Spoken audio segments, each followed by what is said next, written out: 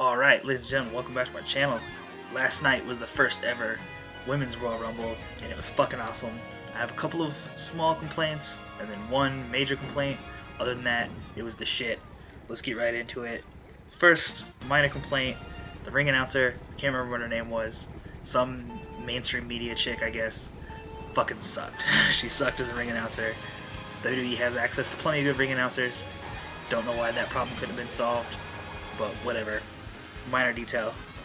A couple of bigger complaints. I would absolutely not have booked Vickie Guerrero, Kelly Kelly, or Michelle McCool in the first ever, or any, if for that matter, Women's Royal Rumble at WWE. I can think of zero legitimate reasons why any of those girls should ever be booked at WWE again. I think instead I would have tried to get my hands on Gail Kim, AJ Lee, or Awesome Kong. And if for whatever reason something couldn't be negotiated with them, then I would have just put on Rhea Ripley, Peyton Royce, and Bianca Belair. So I feel like those three spots were wasted. But only three, not too bad. One of those will lead to my biggest complaint of the entire match though, but we'll get to that in a moment. I thought it was awesome that Stephanie McMahon was on commentary. I would love to see her in the match, but I'll settle for commentary. I thought it was cool that Charlotte and Alexa Bliss were out there. I wish they'd have been on the commentary table with Steph, but it was just cool to have them out there, so I'll just take it. I was really excited to see Kairi Sane and Ember Moon and Jacqueline in the match. I popped for all three of them. I wasn't really surprised that Nikki Bella was there, but I was still really glad to see her. But I was surprised that Brie Bella was there, and that was so exciting for me. When Nikki came out, I was thinking for the whole, whatever it was, 90 seconds or so, before Brie came out afterwards, like, man, wouldn't it be cool if Brie Bella also came out? But I thought there was no way that was happening. And then it did happen. It immediately happened, and it was fucking awesome. I thought it was really cool that Molly Holly hit the Molly go round. She barely hit the Molly go round, but she hit it. I don't know how old she is, but she's got to be getting up there, so that was cool. And I thought it was cool that Naomi did like a Kofi Kingston style spot where she got thrown out, but landed on a bunch of girls that were on the outside and then kind of crawled up onto the railing, or then got placed up there, I'm not really sure. But anyways, her feet never touched the ground. She worked her way back around, told that stale ring announcer girl to Amscray, took her chair, used it to hold her feet up and kind of crawled over to the steps and got in the match again. That was all awesome. And then they did like the classic giant spot with Nia Jax that they would typically do with someone like the Big Show, and I'm sure they've done it with probably fucking Great Khali or whoever the fuck, where everyone is jumping them and then she busts out and knocks everyone down. That was some classic Royal Rumble action. So here's where we get into my number one complaint. I kept track of how many eliminations each woman got,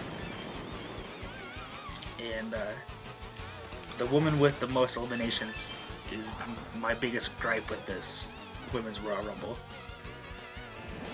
So Tori Wilson got 1, Dana Brooke got 1, Molly Holly got 1, Sonya Deville got 1, Bayley got 1, Lita got 2, Trish Stratus got 2, Ruby Riott got 2, Brie Bella got 2, Becky Lynch got 2, Natalya got 3, Sasha Banks got 3, and before we go on with this, Sasha Banks came in first.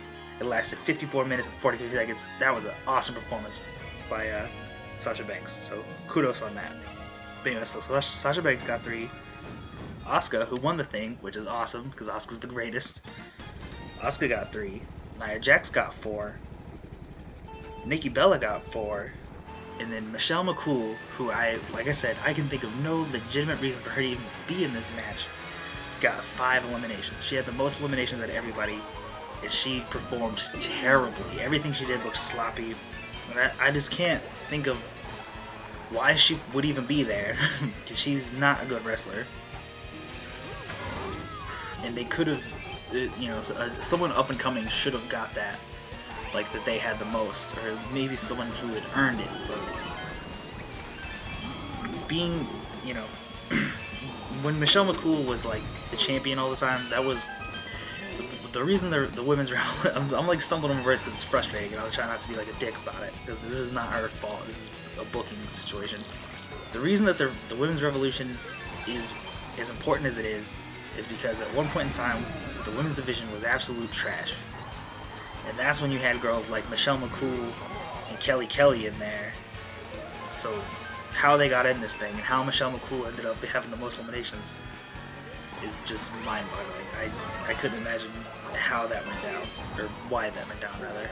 So anyways, that's my only real gripe with that, is that a woman wrestler from when WWE's women's wrestling was an absolute joke came in and had the most eliminations. And if you want to see what I'm talking about, you can literally just watch the spot, the running hit scissors takedown that Kelly Kelly attempted on Michelle McCool, and it just looked like an absolute train wreck. And that's what it seemed like all of those matches back then, especially with those girls, looked like, was just botch spot after botch spot after botch spot. And they have so much talent, I just don't see the logic behind reaching for some of the worst wrestlers they could get their hands on. Especially since then on the commentary table they try to pretend like these women had anything to do with the women's revolution. They didn't. They're the reason that the women's revolution had to happen. But fuck all that anyways. Fuck the negative shit. Back onto the positive shit. Like I said, Asuka won the thing, which is the shit. She's not only the greatest women's wrestler on the planet, but one of the best wrestlers I've ever seen in my life. Ronda Rousey debuted. That was cool. The end was a little confusing. I wish we knew who Asuka was going to wrestle at WrestleMania. But it almost seems like it doesn't really matter. We know for sure, or it would appear as though, that Charlotte, Alexa Bliss, Ronda Rousey, and Asuka will all be wrestling somebody at WrestleMania. So with, that, and then we know that Shinsuke Nakamura is competing for the title. WrestleMania already is looking like it's going to be fantastic. Well, and I was hoping that the last woman to get eliminated would be Bayley, so there at the end we could get some Asuka versus Bayley, which would have been fantastic because Asuka won her NXT title from Bayley in an amazing match. But that's all I really have to say about the first ever Women's Royal Rumble. I'm glad that it happened. I'm glad that we're getting a women's title match at WrestleMania that'll be co-main eventing with whatever the men's title match is, provided they don't find some kind of crazy gimmicky, dream match or whatever that they slap together. It doesn't appear that that's the case though. I'm glad Ronda Rousey's there. All in all though, the Women's Royal Rumble was fantastic. I watched it 3 times already. Absolutely loved it. I thought the pacing was good. A tremendous amount of talent was in there. I loved the outcome, and I'm very excited for WrestleMania. And with that, I'm out. I'll catch you guys next time. If you haven't watched the Women's Royal Rumble, you should check it out on the WWE Network for only $9.99. And I'll catch you guys in the future for some other shit. I don't know what it'll be, some video game or whatever the fuck I'm doing next, I guess. I don't know. Who the fuck knows? But I'll catch you guys next time. Thanks for listening. And I hope you all have a fantastic day.